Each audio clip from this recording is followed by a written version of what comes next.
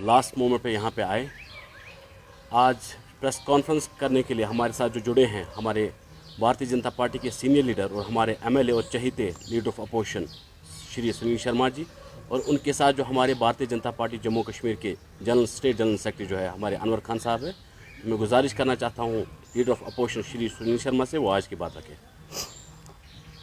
Thank you Sajid साहब। अनवर साहब को भी मैं आज मुबारकबाद देता हूँ। आज नई रिस्पॉन्सिबिलिटी अनवर साहब को मैं मुबारकबाद देता हूँ। आज नई responsibility as a state general secretary के नाते मेरे साथ बैठे हुए हैं। तमाम आए हुए जितने भी पत्रकार बंधु हैं, मैं सबका स्वागत करता हूँ, धन्यवाद भी करता हूँ। बड़े शॉर्ट नोटिस पे आप यहाँ पे आए। 2-3 पॉइंट्स पे मैं अपनी बात रखना चाहूँगा। मैं शुरू रीसेंट जो जम्मू कश्मीर में एक डेवलपमेंट हुई है उससे करता हूँ। 90s के दौर से हमने यहाँ पे आतंकवाद देखा और उस आतंकवाद की भेंट यहाँ पे काफ़ी परिवार चढ़े, काफ़ी फैमिलीज तबाह हुई।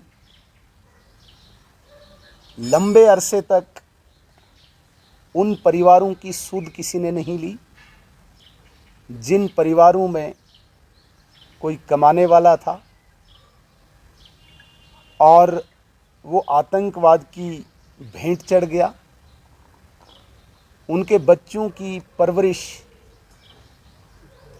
उनके परिवार की देखभाल भगवान भरोसे रही।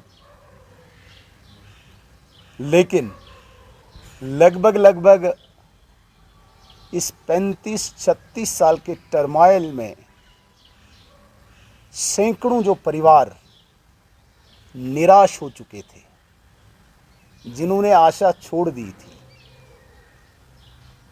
उनको आज उपराज्यपाल महोदय लेफ्टिनेंट गवर्नर साहब ने आशा की किरण जगाई। और ऐसे तमाम घरों में, ऐसे तमाम फैमिलीज़ में एक एक व्यक्ति को नौकरी देके, जॉब देके उनकी कुर्बानी को भी एक्नॉलेज किया, रिकग्नाइज़ किया,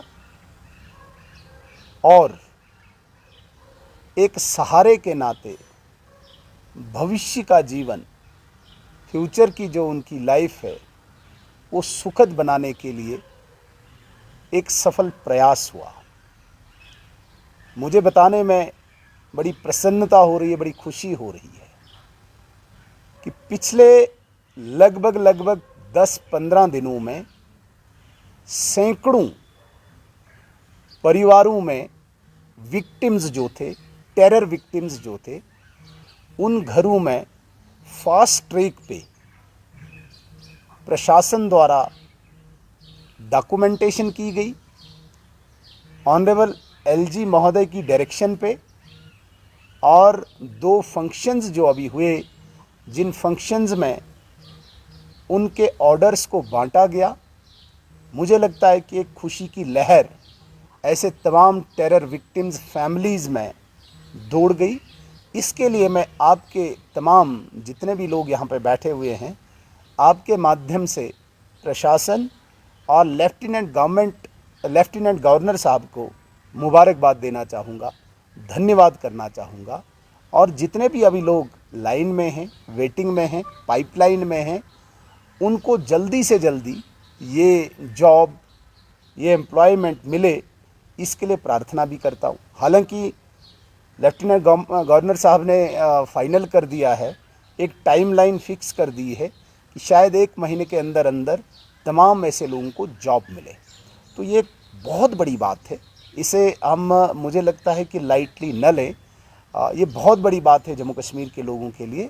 ऐसे घरों को, ऐसे फैमिलीज़ को आज चिन्हित करके, आइडेंटिफाई करके, जो 90 के दशक से लेके अभी तक विक्टिम्स थे, इंतज़ार में थे, सरकारों से वो मांग कर रहे थे, ऐसे लोगों को जॉब देके, सहारा देके लेफ्टिनेंट गवर्नर साहब ने एक बहुत बड़ा कदम उठाया है। और दूसरी तरफ सरकार जो बनी हुई है, जिस सरकार ने वादे किए थे, जिस सरकार ने दावे किए थे, उमर अब्दुल्ला साहब की गवर्नमेंट वो केवल और केवल ड्रामे कर रही है। और मैं ये कहने में बिल्कुल शर्माऊंगा नहीं, उमर अब्दुल्ला साहब ओवर स्मार्ट बनने की कोशिश कर रहे हैं। ओवर स्मार्ट में इसलिए बोल रहा हूँ, वो कश्मीर के लोगों को विशेषकर इस तरीके से अंडरमाइन कर रहे हैं जैसे यहाँ पे मूर्ख बैठे हैं, उसके ड्रामे को कोई समझ नहीं रहा। 13 जुलाई का वो वाक़या जहाँ पे वो दीवार फांद रहे हैं। एक चीफ मिनिस्टर की गरिमा होती है, मर्यादा होती है। उन सारी मर्यादाओं को तार तार करते हुए पुलिस से झगड़ते हुए देखा। हालांकि उस मज़ार का गेट खुला था। अगर गेट खुला था तो उसे दीवार फांदने की आवश्यकता क्या थी? अगर गेट बंद था तो उसके वालिद साहब कहाँ से अंदर गए? उसके एडवाइज़र साहब कहाँ से अंदर गए? उनकी एक मैडम मिनिस्टर कहाँ से अंदर गई? उनके डिप्टी चीफ मिनिस्टर कहाँ से अंदर गए? तो क्या जताना चाहते हैं वो? कश्मीर के लोगों को क्या बताना चाहते हैं? क्या आप जाओ पुलिस के साथ फाइट करो क्योंकि मैं यहाँ का चीफ मिनिस्टर हूँ? उनसे लोग उनके वादे, उनके दावे याद दिलाते हैं और वो दीवार फांदते हैं। उनके प्रॉमिसेस उनको याद दिलाते हैं और वो पुलिस से झगड़ते हुए दिखते हैं। कहीं न कहीं जिस उमर अब्दुल्ला साहब से ये उम्मीद थी कि वो दोनों रीजन्स को चलाएंगे, जम्मू और कश्मीर को, वहीं पे उन्होंने जम्मू रीजन के सेंटीमेंट्स को कुचला 14 जुलाई को।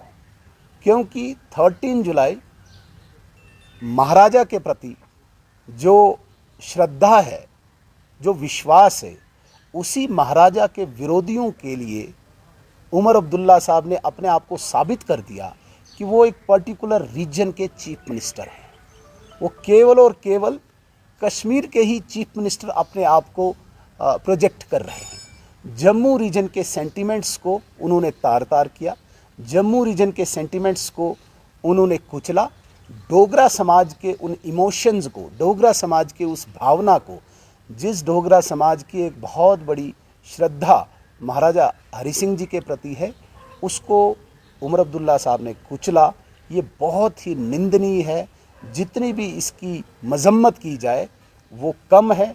और मैं कहूँगा कि उमर अब्दुल्ला साहब एक अनसक्सेसफुल चीफ मिनिस्टर, जो 2009 से 2014 में भी अनसक्सेसफुल रहे थे, जिन्होंने तब भी उन 5-6 सालों में कुछ नहीं किया।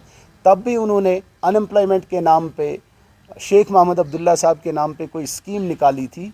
मुझे अभी एग्जैक्ट उस स्कीम का याद नहीं है नाम। उस नाम पे भी उन्होंने अनएम्प्लॉयड लोगों के साथ मजाक किया। उन दिनों भी एक बहुत बड़ी एजिटेशन हुई जिसमें यहाँ पे काफ़ी लोग मारे गए। मैं ये कहूँगा कि 2009 से 2014 का अनसक्सेसफुल टेन्योर उमर अब्दुल्ला साहब का दोबारा से वही unsuccessful chief minister Jammu Kashmir divisive politics खेल के जम्मू और कश्मीर को 2 रीजन्स में बांट के दोनों के सेंटीमेंट्स को न एड्रेस करते हुए उनको और ज़्यादा गहराई में लेने की कोशिश कर रहे हैं ताकि दोनों रीजन्स लड़ें और उनकी पॉलिटिक्स चलती जाए। एक और बात मैं यहाँ पे स्पष्ट करना चाहता हूँ, जो उमर अब्दुल्ला साहब चीफ मिनिस्टर बनते ही ये कह रहे थे कि हमें बीजेपी से कोई उम्मीद नहीं है, सो कॉल्ड जो 370 वो कहते हैं वापस आएगा। उन्होंने स्पष्ट कहा था कि भाई इंडिया अलायंस आएगा तो हमें उम्मीद है कि 370 वापस वो लाएंगे। लेकिन जब मल्लिकार्जुन खड़गे और राहुल गांधी साहब का एक joint letter honourable prime minister को जाता है जिसमें उन्होंने इस बात को एक्नॉलेज किया कि जो भारतीय जनता पार्टी ने 370 को निरस्त किया है उसको एक्सेप्ट किया कांग्रेस ने भी। मैं कहता हूं कि देर आए दुरुस्त आए। उन्होंने भी कहीं पे भी उमर अब्दुल्ला साहब के उस सो कॉल्ड स्पेशल स्टेटस का न जिक्र करते हुए उमर अब्दुल्ला साहब और बाकी पार्टियों का पर्दाफाश किया है, झूठ का पर्दाफाश किया है। जो झूठ उन्होंने कश्मीर के साथ किया था, मैं तो कहूँगा एक टरबाज, जिन्होंने हमेशा झूठ कहा है, टर कहें यहाँ पे कश्मीर के साथ, कहाँ है इंडिया अलायंस का? इंडिया अलायंस ने आज स्पष्ट कर दिया कि वो स्टेटहुड मांगते हैं। स्टेटहुड भारतीय जनता पार्टी का एजेंडा है। अगर उस पर कांग्रेस भी उसी लाइन पे है तो मोस्ट वेलकम, हम स्वागत करते हैं। लेकिन chief minister Jammu and Kashmir का झूठ पर्दाफाश हो गया। वो झूठ यहाँ पे बोलते थे।